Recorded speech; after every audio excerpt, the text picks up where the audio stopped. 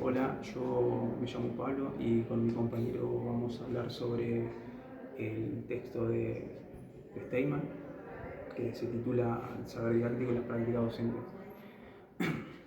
El autor arranca haciéndose tres preguntas: de qué tipo de conocimiento tiene la didáctica, cómo, cómo se construye y cómo se valida.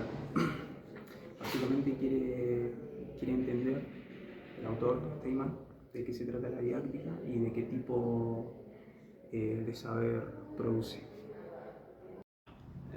Bueno, después Steinman hace un hincapié desde los 80 años. La didáctica entró en una crisis de identidad. Esto quiere decir que no sabía muy bien cuál era su función o su campo de estudio. A veces se mezclaba con la psicología, con el currículum o a veces con la didáctica específica, como la didáctica de la matemática.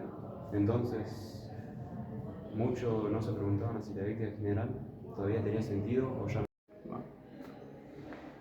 También el texto de Steinman cuenta que la didáctica se basa en un modelo muy normativo e instrumentalista, o sea, lleno de reglas, de pasos fijos, de cómo enseñar. Era básicamente como una receta que tenían los docentes. También tenían métodos de cómo debía actuar el maestro, de cómo organizarse, de cómo organizar la clase y también de cómo evaluar. Eso se mantuvo hasta más o menos hasta los 70. Bueno, pero después, en los 80, ese modelo se rompe y aparece una nueva forma de pensar. Llega el paradigma interpretativo crítico. En lugar de seguir reglas, se empieza a buscar a comprender lo que pasa dentro del aula. Después, cómo se relacionan los alumnos, el docente, el contenido y el contexto. La didáctica empieza a verse como una ciencia social que busca tratar de entender la práctica docente y no solo decir que hay que hacer. También Steinman dice que este nuevo saber didáctico tiene que construirse mediante las prácticas del aula, porque es ahí donde realmente pasa todo, ¿no? Pasa las relaciones, relación de docente a alumno, los aprendizajes y las decisiones del docente. También hay conflictos.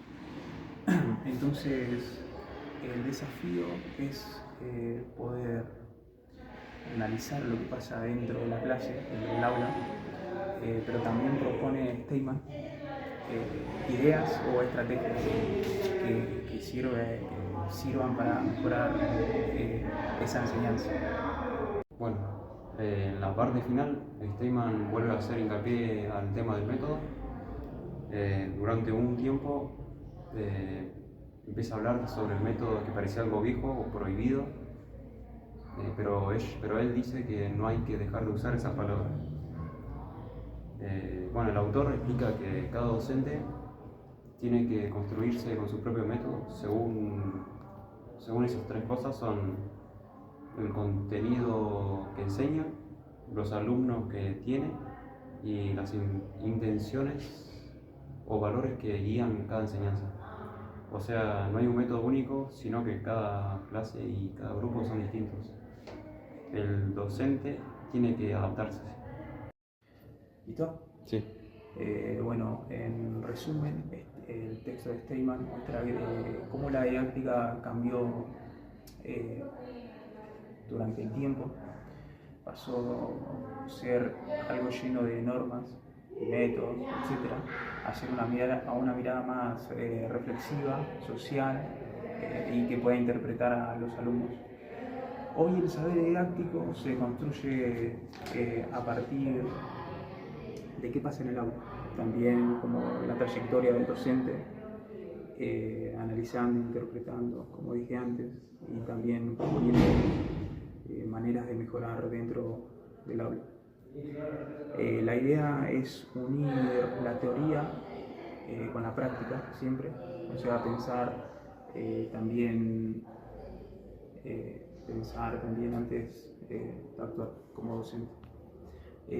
Bueno, esto fue el final sobre el texto de Steinman, breve, para la profesora Erika Hoffman de didáctica. Gracias.